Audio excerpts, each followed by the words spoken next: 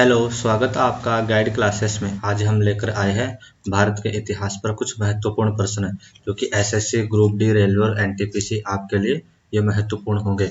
ये आज हमारा भारत के इतिहास पर पार्ट 1 है। तो आइए शुरू करते हैं। वैदिक काल में बहुप्रथा प्रचलित थी। ऑप्शन ए इंद्रजन वर्ग, राजवंश, अभिजात, कुलीन वर्ग और शूद्र वर्ग। सो इसका सही उत्तर होगा ऑप्शन बी, राजवंश। वैदिक काल में केवल राजवंशों में ही बहुप्रथा प्रचलित थी और किसी अन्य वर्ग में यह प्रथा प्रचलित नहीं थी। चलते हैं आगे क्वेश्चन नंबर 2 की ओर। भारत में सती प्रथा को कब प्रतिबंधित किया गया? 1828, 1829, 1830 और 1831। सो इसका सही उत्तर होगा ऑप्शन बी, 1829। जो ब्रह्म समाज के संस्थापक थे राजा राममोहन राय, उन्होंने सती प्रथा के विरुद्ध समाज को जागरूक किया था, जिसके फलस्वरूप इस आंदोलन को बल मिला और तत्कालीन जो अंग्रेजी सरकार थी उसमें लॉर्ड विलियम बेंटिक ने कुछ कानून बनाया 1829 में और इस अध्यादेश को, इस अधिनियम को संपूर्ण भारत में लागू किया गया। सो सही उत्तर होगा ऑप्शन बी, 1829। चलते हैं आगे। भक्ति आंदोलन का आदि पुरुष किसे कहा जाता है? रामानंद, रामानुज, आदि शंकराचार्य और चैतन्य महाप्रभु। तो इसका सही उत्तर होगा ऑप्शन सी, आदि शंकराचार्य। आदि शंकराचार्य ने ही भक्ति आंदोलन की शुरुआत की थी। 8वीं शताब्दी में उन्होंने भारत में 4 कोनों पर 4 मठों की स्थापना की थी। तो सही उत्तर होगा ऑप्शन सी, आदि शंकराचार्य। डॉक्टर अब्दुल कलाम द्वारा लिखी गई पुस्तक का नाम क्या है? Wings of Fire, National Pride, तन्नीलम, देशम, पेरिडू। दोस्तों, डॉक्टर अब्दुल कलाम ने विंग्स ऑफ फायर नाम की एक पुस्तक लिखी थी जिन्होंने उसमें अपने विचार लिखे थे। सो आगे चलते हैं हम। ऑप्शन ए इसका सही उत्तर होगा। सती प्रथा की आलोचना करने वाला कौन था? अकबर, जहांगीर, शाहजहां और औरंगजेब। तो इसका सही उत्तर होगा अकबर, ऑप्शन ए। अकबर, मुगल सम्राट अकबर ने ही सर्वप्रथम सती प्रथा की आलोचना की थी, क्योंकि जब उन्होंने चित्तौड़गढ़ दुर्ग पर आक्रमण किया था सन 1567 में, तो 1568 में वहाँ पर सती प्रथा वो और जोहर किया था। सती प्रथा जैसी प्रथा ही हुई थी, इसलिए अकबर ने इसकी बहुत ही ज़्यादा इसकी आलोचना की थी और इस पर रोक लगाई थी। तो चलते हैं हम क्वेश्चन नंबर 6 की ओर।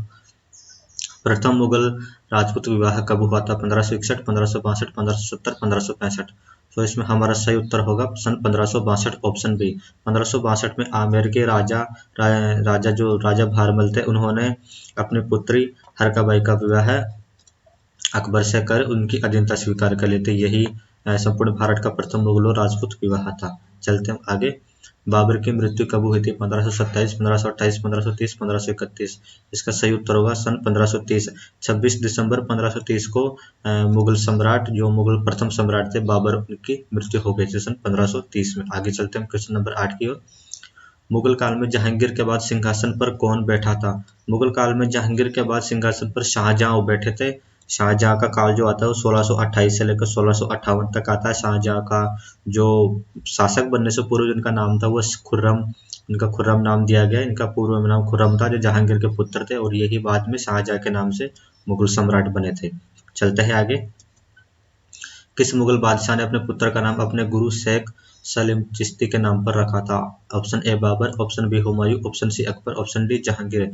तो सही इसका सही उत्तर होगा अकबर। अकबर को जो गुरु थे गुरु शेख सलीम चिश्ती, उन्हीं के नाम पर उन्होंने अपने पुत्र जहांगीर का नाम सलीम रखा था। बाद में सलीम ने जब सम्राट बनते हैं तो अपना नाम जहांगीर रख लेते हैं। चलते आगे। भावी उत्तर भारत के पंथों का आध्यात्मिक गुरु किसे कहा जाता है? सूरदास, कबीरदास, रामानंद और रामानुज। इसका सही उत्तर होगा ऑप्शन बी, कबीरदास। कबीरदास को ही उत्तर भारत के पंथों का आध्यात्मिक गुरु कहा जाता है। जो कबीरदास थे वो एक निर्गुण संप्रदाय के भक्त थे। Question number 11। भारत में कौन सी शताब्दी में भक्ति आंदोलन की शुरुआत हुई थी? ऑप्शन ए 6वीं, ऑप्शन बी 7वीं, ऑप्शन सी 8वीं, ऑप्शन डी 9वीं। तो इसका सही उत्तर होगा ऑप्शन सी, 8वीं शताब्दी में भारत में भक्ति आंदोलन की शुरुआत हुई थी।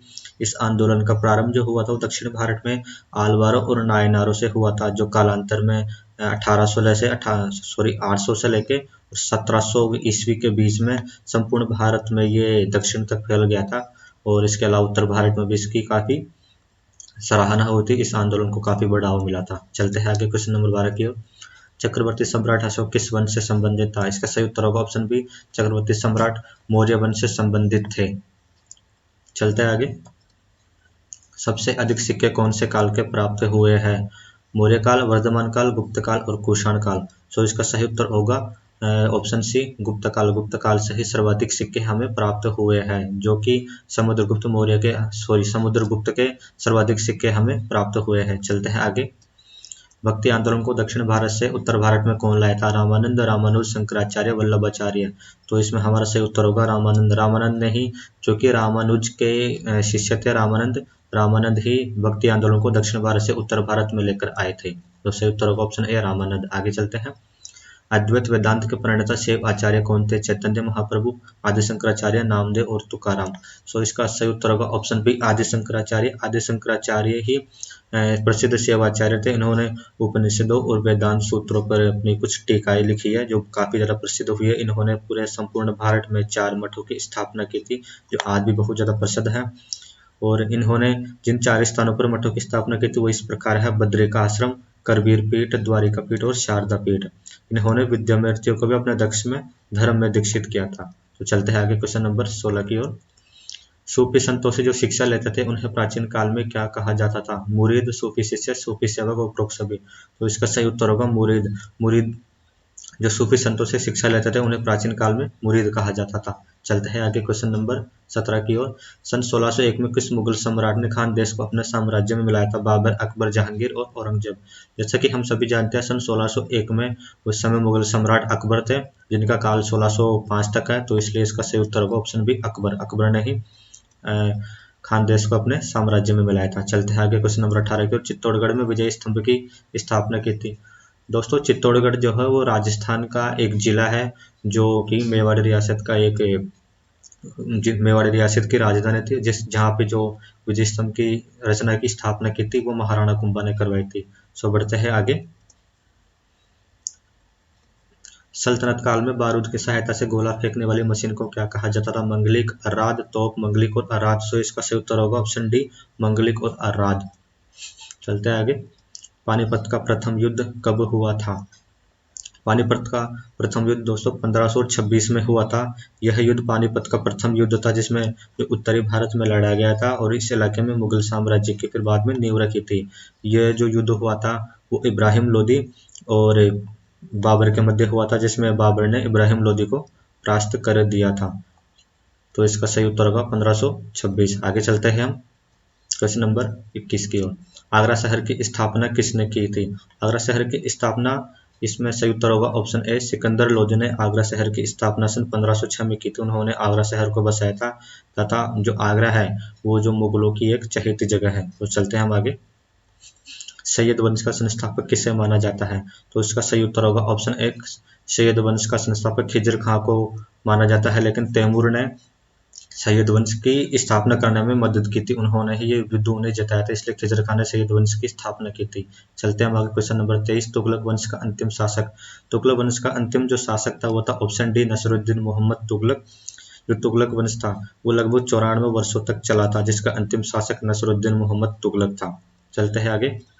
दिल्ली में कोटला फिरोज शाह दुर्ग का निर्माण किसने करवाया था? फिरोज तुगलक, अलाउद्दीन खिलजी, अकबर और गयासुद्दीन तुगलक। सो इसका सही उत्तर होगा ऑप्शन ए फिरोज तुगलक। फिरोज तुगलक ने ही सन 1354 में दिल्ली में फिरोज शाह दुर्ग का निर्माण करवाया था। यह जो किला है ये दिल्ली के सबसे पुराने स्मारकों में से एक है।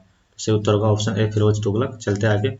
मोहम्मद बिन तुगलक के शासनकाल में दक्षिण में हरिहर एवं बुक्का नामक 2 भाइयों ने किस स्वतंत्र राज्य की स्थापना की थी? मद्रास, हैदराबाद, विजयनगर और कर्नाटक। इसका सही उत्तर होगा ऑप्शन सी विजयनगर। सन 1336 में इन दोनों भाइयों ने मिलकर दक्षिण भारत में एक काफी बड़े साम्राज्य की स्थापना की थी। तो ऑप्शन सी होगा विजयनगर, जिसकी स्थापना सन 1336 में की गई थी। चलते आगे। हजारखंबा महल का निर्माण किसने करवाया था? इसका सही उत्तर होगा अलाउद्दीन खिलजी। अलाउद्दीन खिलजी ने ही हजारखंबा महल का निर्माण करवाया था। चलते हैं आगे। एशियाई खेल का प्रारंभ कहाँ से हुआ? नई दिल्ली, टोक्यो, बीजिंग और कोलकाता। इसका सही उत्तर होगा ऑप्शन ए नई दिल्ली से एशियाई खेलों का प्रारंभ हुआ था, जिसकी शुरुआत 4 मार्च सन 1951 को हुई थी। इसकी ओर मराठा साम्राज्य का संस्थापक किसे माना जाता है? Option A Shivaji, option B Bajirao प्रथम, ऑप्शन सी शाहजी भोसले और ऑप्शन डी मल्हार राव होलकर। तो इसका सही उत्तर होगा ऑप्शन ए शिवाजी। शिवाजी ने ही मराठा साम्राज्य की स्थापना सन 1674 में की थी। इसके जो मराठा साम्राज्य की जो मराठा साम्राज्य का जो अस्तित्व था वो मुगल साम्राज्य के अंत के बाद ही आया था, जिसका सर्वाधिक जो विस्तार हुआ था वो बाजीराव प्रथम के काल में ही इसका सर्वाधिक विस्तार हुआ था। चलते आगे। ताजमहल का निर्माण करने वाला मुख्य कलाकार कौन था? उस्ताद अहमद, बेबादल खां, मोहम्मद फकीर और शाहजहां। इसका सही उत्तर होगा उस्ताद अहमद, ऑप्शन ए। इन्होंने ही ताजमहल का निर्माण किया था। मुख्य कलाकार थे, जिसका जो निर्माण करवाया था वो शाहजहां ने करवाया था। तो सही उत्तर होगा ऑप्शन ए, उस्ताद अहमद। चलते आगे। किस मुगल शासक ने मयूर सिंहासन का निर्माण करवाया था? अकबर, जहांगीर, शाहजहां और औरंगजेब। शाहजहां जो वो थे, इन्होंने ही मयूर सिंहासन का निर्माण कराया था। तख्त ए हाउस के नाम से ये सिंहासन प्रसिद्ध है, जिसे मुगल बादशाह शाहजहां ने इसका निर्माण करवाया था। चलते हैं आगे। ये जो मयूर सिंहासन ये आगरा किला में है। तो चलते हैं आगे। प्रतिहार शासक नागभट्ट प्रथम के दादा का नाम क्या था? प्रतिहार शासक नागभट्ट के दादा का नाम जो था वो रज्जिल था। तो सही इसका उत्तर होगा ऑप्शन डी, रज्जिल। चलते आगे। महामारू शैली का प्रचलन किस शासन काल में हुआ? मिहिर भोज, गुर्जर प्रतिहार, मुगल और गुप्त वंश। तो इसका सही उत्तर होगा ऑप्शन बी, गुर्जर प्रतिहार। गुर्जर प्रतिहारों के काल में ही महामारू शैली का सर्वाधिक प्रचलन हुआ था। इस शैली का ये निर्माण स्थापत्य कला के लिए काफी प्रसिद्ध शैली है। चलते हैं आगे। ओसिया में महावीर स्वामी के मंदिर का निर्माण किस शासक के शासन काल में हुआ? वत्सराज, नागभट्ट प्रथम, नागभट्ट द्वितीय और भोज प्रथम। तो इसका सही उत्तर होगा वत्सराज, जो कि प्रतिहार वंश से संबंधित है। इन्हीं के काल में ओसिया में, जो कि जोधपुर में है राजस्थान के, इसमें से महावीर स्वामी के मंदिर का निर्माण हुआ था। किस शासक के काल में प्रसिद्ध ग्वालियर प्रशस्ति की रचना की गई? भोज प्रथम, नागभट्ट प्रथम, वत्सराज और भोज द्वितीय। तो इसमें सही उत्तर होगा ऑप्शन ए, भोज प्रथम के काल में ही नागभट्ट प्रशस्ति की रचना की गई थी। Question number 35। राजा नागभट्ट प्रथम का राजवंश कौन सा है? प्रतिहार, परमार, चौहान और राष्ट्रकूट। तो इसका सही उत्तर होगा प्रतिहार। राजा नागभट्ट प्रथम जो काफी प्रतापी शासक हुए हैं, उनका जो वंश था वो था गुर्जर प्रतिहार। तो इसका सही उत्तर होगा ऑप्शन ए, प्रतिहार वंश। चलते हैं आगे। बीरबल के बचपन का नाम क्या था? रामदास, श्यामदास, महेशदास और कीका। इसका सही उत्तर होगा ऑप्शन सी, महेशदास। महेशदास ही बीरबल के बचपन का नाम था। बीरबल अकबर के एक सेनापति थे तथा काफी चतुर और बुद्धिमान सेनापति थे तथा उनके अकबर के नवरत्नों में से बीरबल एक थे। चलते आगे। तानसेन का जन्म किस स्थान पर हुआ था? आगरा, ग्वालियर, दिल्ली और फतेहपुर। तो दोस्तों इसका सही उत्तर होगा ऑप्शन बी, ग्वालियर। ग्वालियर में ही तानसेन का जन्म हुआ था सन 1506 में। इनका नाम, इसका जो तानसेन का जो मूल नाम था वो रामतनु पांडेय था और 1506 में इनका जन्म ग्वालियर में हुआ था। आगे चलते हैं। आईने अकबरी और अकबरनामा पुस्तक की रचना किसने की? अमीर खुसरो, अबुल फजल, तानसेन और अकबर। इसका सही उत्तर होगा option B. Option B, Abul Fazal. Abul Fazal ने ही आईने अकबरी और अकबरनामा पुस्तक की रचना की थी। इसमें अबुल फजल का जो पूरा नाम है वो अबुल फजल इब्न मुबारक था। इनका जन्म 14 जनवरी सन 1551 में हुआ था और इनके पिता का नाम शेख मुबारक था। अबुल फजल ने ही अकबरनामा और आईन अकबरी पुस्तक की रचना की थी, जिसमें अकबर की जीवन काल के बारे में इसमें वर्णन मिलता है। बढ़ते हैं आगे। चौसा का युद्ध किसके मध्य हुआ था? दोस्तों चौसा का युद्ध ऑप्शन ए इसका सही उत्तर होगा, शेरशाह और सूर्य के मध्य हुआ था। यह युद्ध सन 1539 में हुआ था, 27 जून 1539 में। और इसी युद्ध में शेरशाह ने हुमायूं को, मुगल बादशाह हुमायूं को हराया था तथा भारत पर अपना सूर्यवंश की स्थापना की थी। बढ़ते हैं आगे। महाराणा सांगा और बाबर के मध्य कौन सा युद्ध हुआ? खानवा का युद्ध, चौसा का युद्ध, पानीपत का युद्ध, हल्दीघाटी का युद्ध। इसका सही उत्तर होगा ऑप्शन ए, खानवा का युद्ध। यह युद्ध 17 मार्च सन 1527 में लड़ा गया था खानवा में, जो कि राजस्थान के भरतपुर जिले में स्थित है।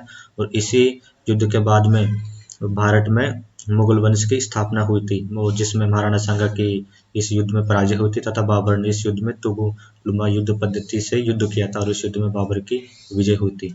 तो सही उत्तर होगा ऑप्शन है खानवा का युद्ध। अगर आपको हमारा वीडियो पसंद आया है तो वीडियो को लाइक कीजिए, शेयर कीजिए और हमारे चैनल को सब्सक्राइब कीजिए, जिससे कि हम जो भी नेक्स्ट वीडियो डालेंगे आपको जल्द ही पता चल जाएगा। इसलिए दोस्तों धन्यवाद।